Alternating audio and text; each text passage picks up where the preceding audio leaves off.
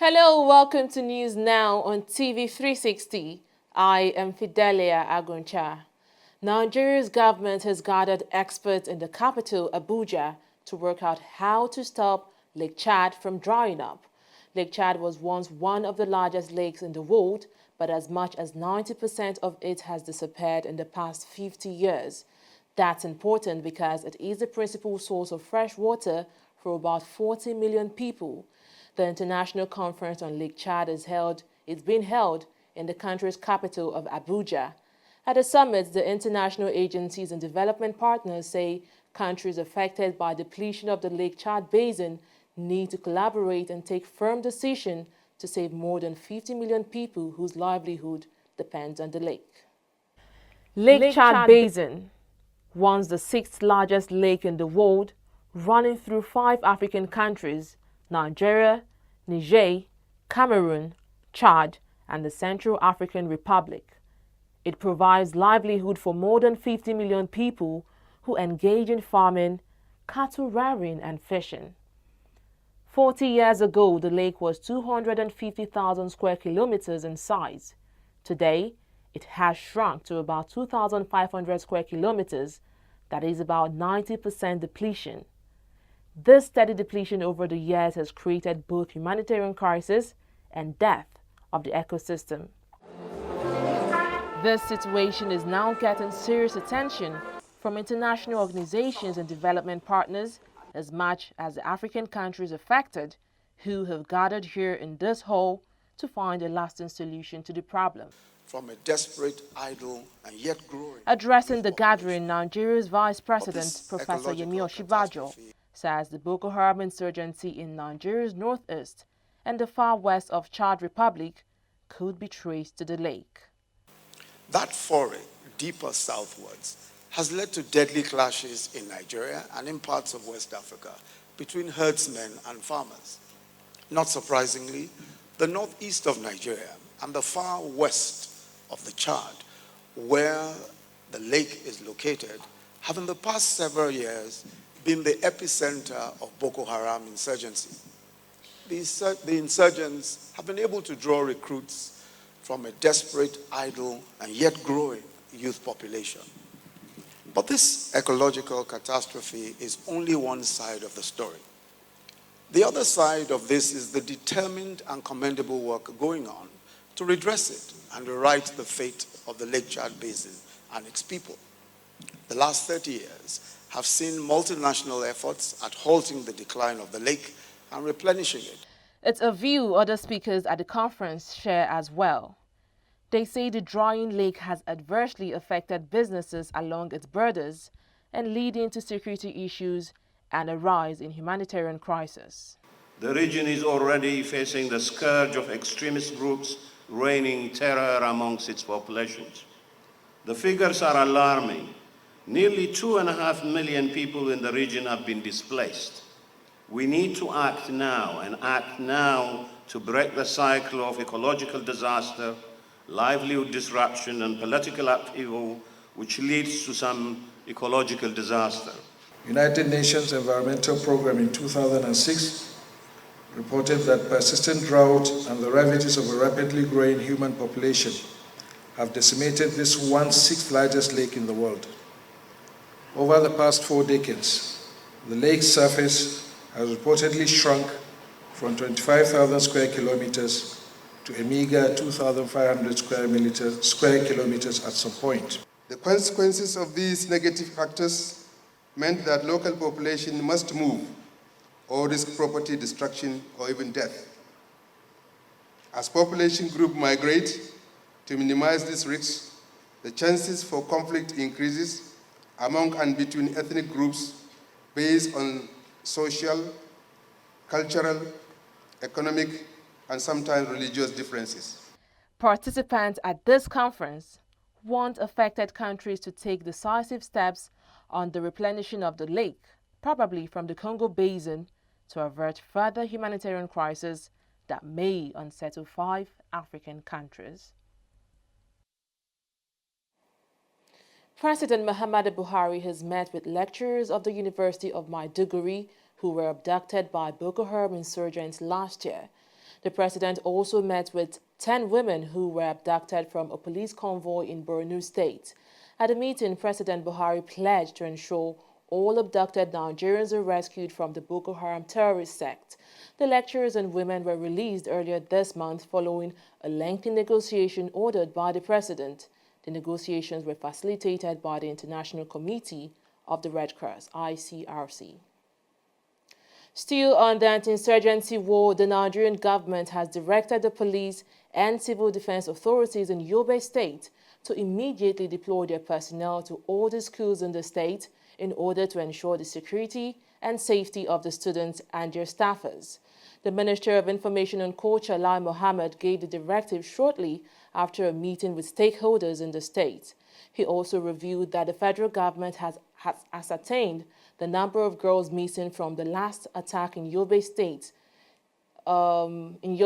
According to him, 110 girls are still unaccounted for. The minister also assured that the federal government is stepping up efforts to rescue the girls and return them safely to their parents. Still on Yobe State now, the Nigerian Air Force has also stepped up efforts to locate the missing schoolgirls. The Air Force, in a statement signed by its spokesperson, Air Commodore Olatokunbo Adesonya, said it has deployed additional air assets, including intelligence, surveillance, and reconnaissance platform to help locate the missing schoolgirls. According to the statement, the Chief of the Air Staff, Air Marshal Sadiq Abubakar, has directed that the Air Force conduct day and night searches for the missing girls.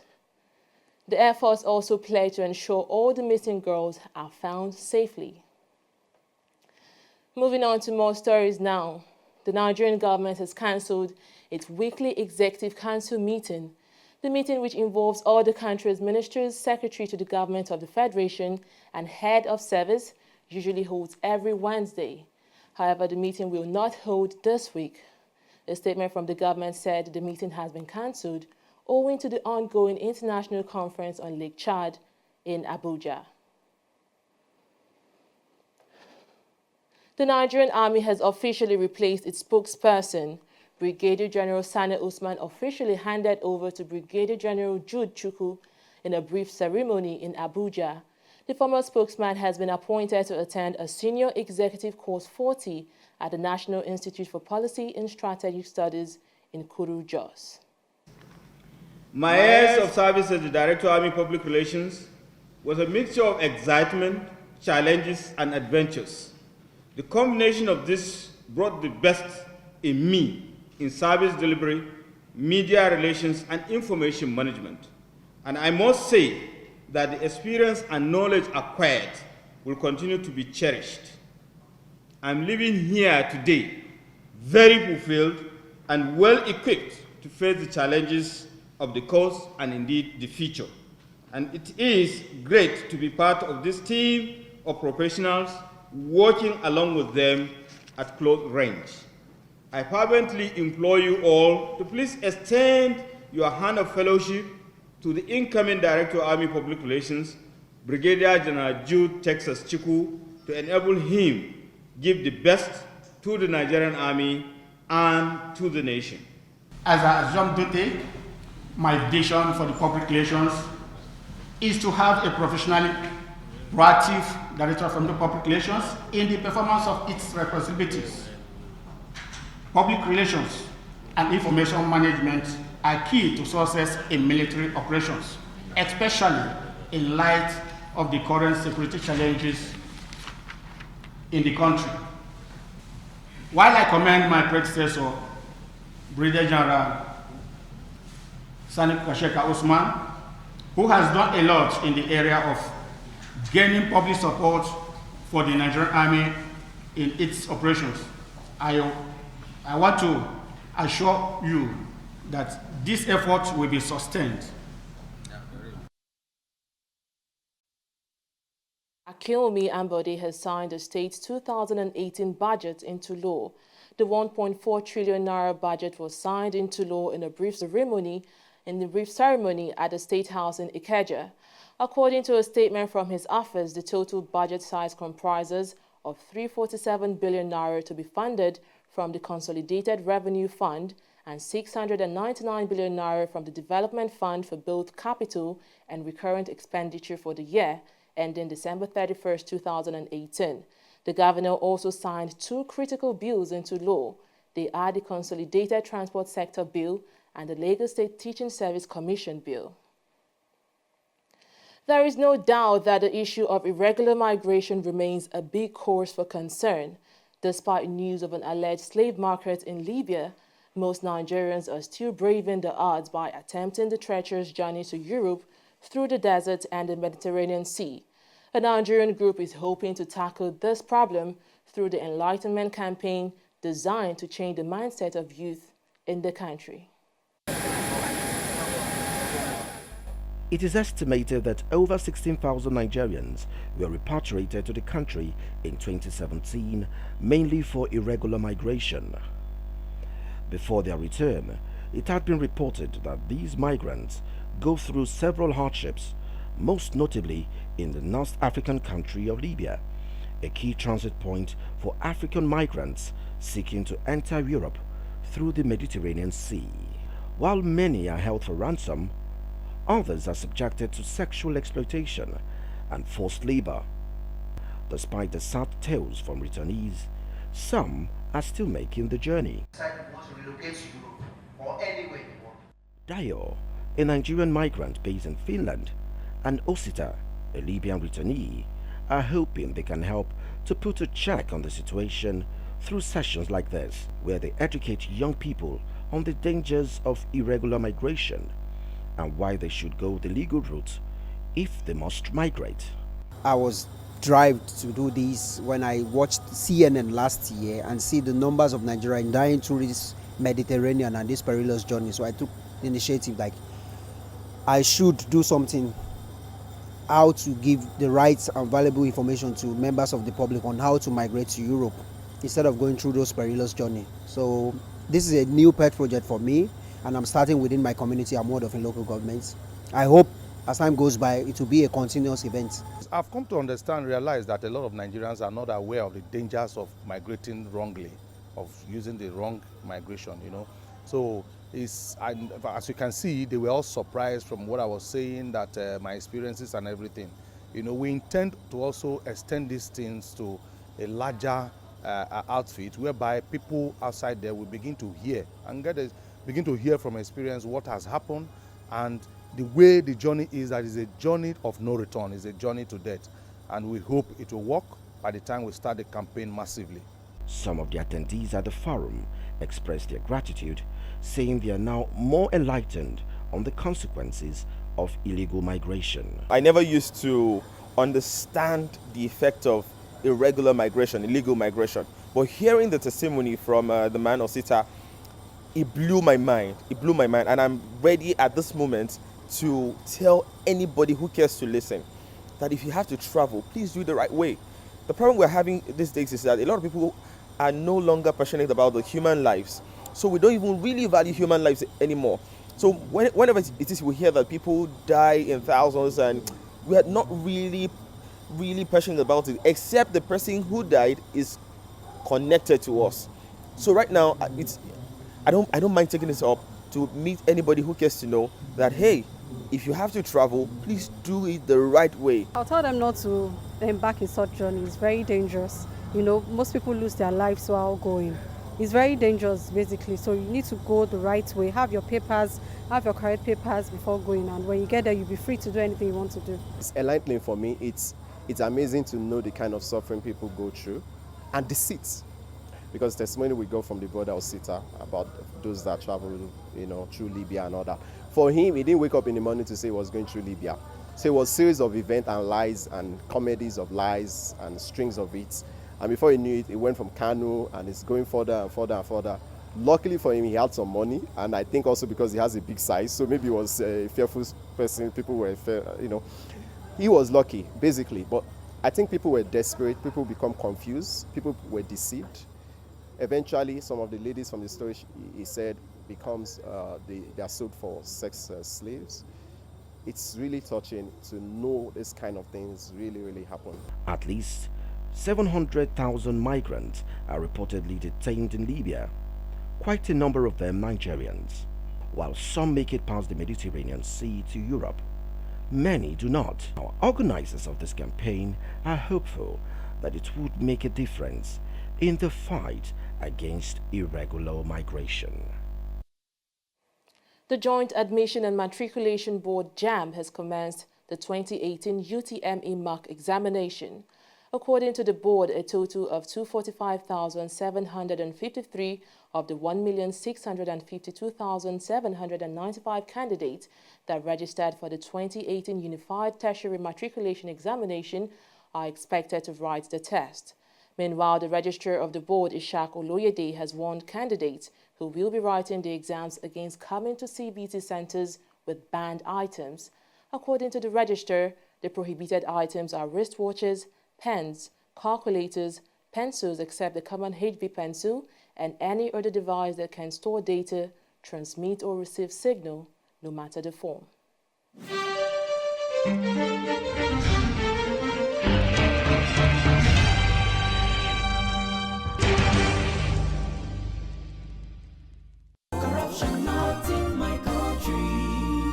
My business has been going down. I need your help.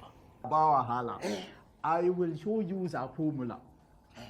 I use some bad chemical which I mix, so produce the drugs which gives me up to 4 times profit. Imagine power.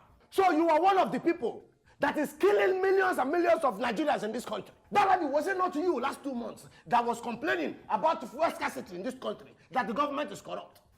Have I killed anybody in your family? You don't have to kill any of my family members directly. Every Nigerian you kill is my family. Selling of fake drugs, expired drugs, putting drugs in wrong packets, all that are acts of corruption. This is corruption, not in my country. CIA. Me? Fake drug? Now corruption? Allah kia. Corruption not in my country. Stop corruption now.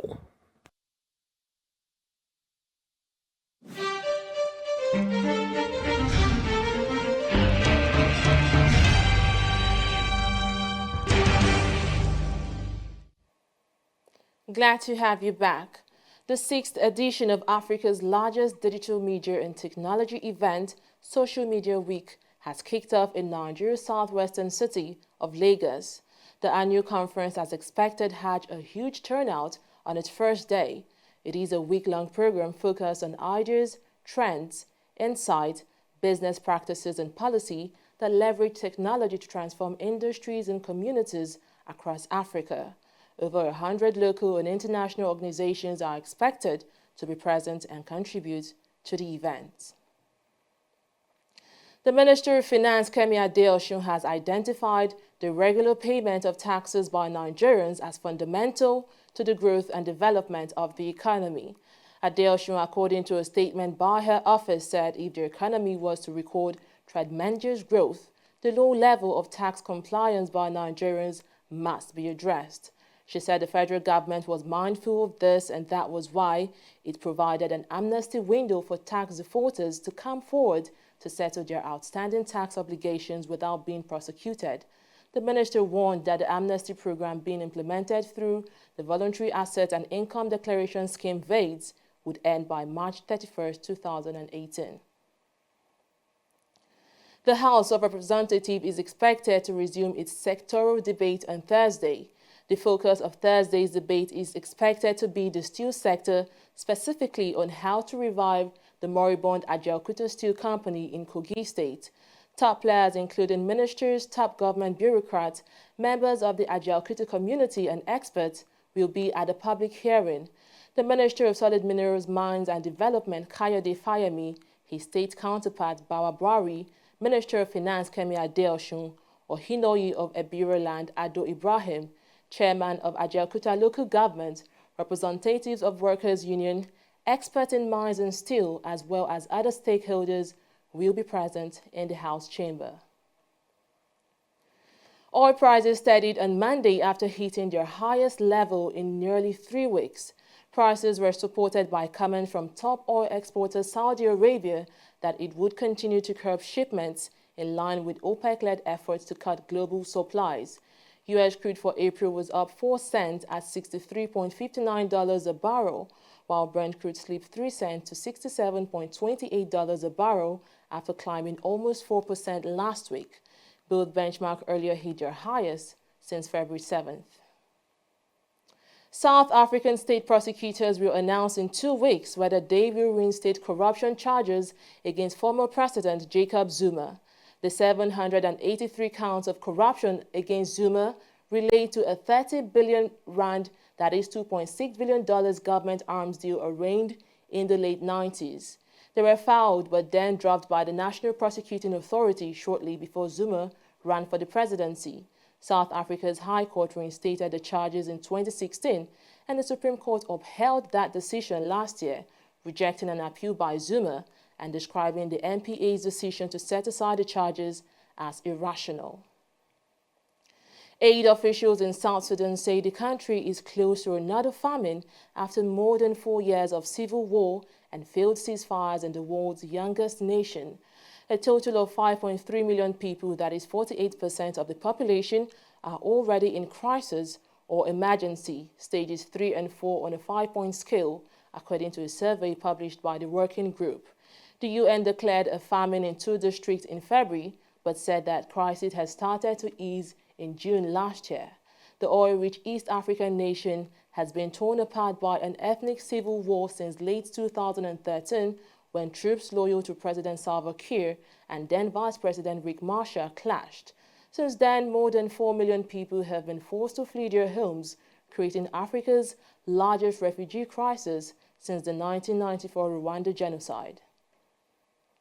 Moving on to sports now, Nigeria's men's basketball team, the Tigers, on Sunday ended the first phase of their quest for qualification for the 2019 FIBA Basketball World Cup with an 82-59 win over host Mali in their last Group B first-round qualifying tournament in Mali. They finished on top of the group with maximum 6 points and will head into the next phase of the qualifiers in June unbeaten. According to FIBA, the 12 teams who qualified from the first round will play home and away games to determine the 5 teams that will represent the continent at the 2019 World Cup in China. Nigeria coach Gernot Rohr has sent one of the team's goalkeeper trainers, Pioneti Enrico, to team up with young shot-stopper Francis Uzoho in Spain. Despite the surplus options and talent in the Super Eagles setup, the goalkeeping department remains a grey area for the German tactician, who has acknowledged severally its lack of depth. Recently, Rohr ruled out a return for former team captain Vincent Enyama, whose last top-flight action came in January 2017, and Carl Ikeme is still receiving treatment for leukemia. Ikechukwu Ezenwa and Daniel Akpeyi remain the country's viable option to Russia 2018 World Cup, and Rohr's recent move shows he is willing to trust the Deportivo La Coruna youngster to complete the required goalkeeping trio to the event.